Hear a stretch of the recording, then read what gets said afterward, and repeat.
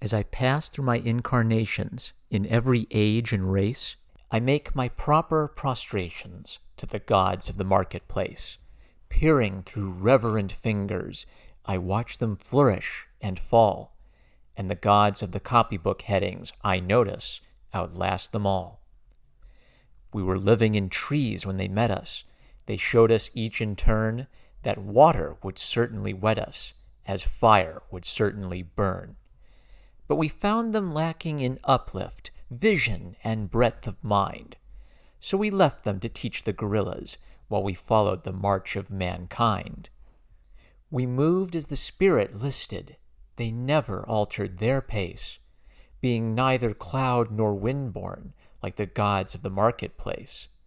But they always caught up with our progress, and presently word would come that a tribe had been wiped off its ice field, or the lights had gone out in Rome.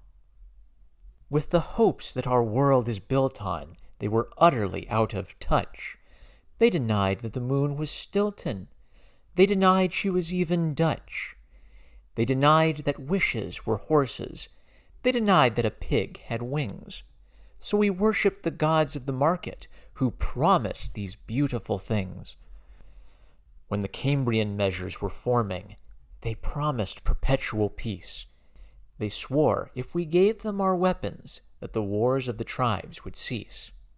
But when we disarmed, they sold us and delivered us bound to our foe. And the gods of the copybook headings said, "Stick to the devil you know." On the first Feminian sandstones, we were promised the fuller life, which started by loving our neighbor and ended by loving his wife, till our women had no more children, and the men lost reason and faith. And the gods of the copybook headings said, "The wages of sin is death." In the Carboniferous epoch, we were promised abundance for all by robbing selected Peter to pay for collective Paul. But though we had plenty of money, there was nothing our money could buy. And the gods of the copybook headings said, "If you don't work, you die."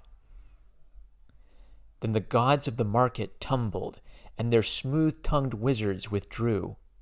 And the hearts of the meanest were humbled, and began to believe it was true, that all is not gold that glitters, and two make four. And the gods of the copybook headings limped up to explain it once more. As it will be in the future, it was at the birth of man.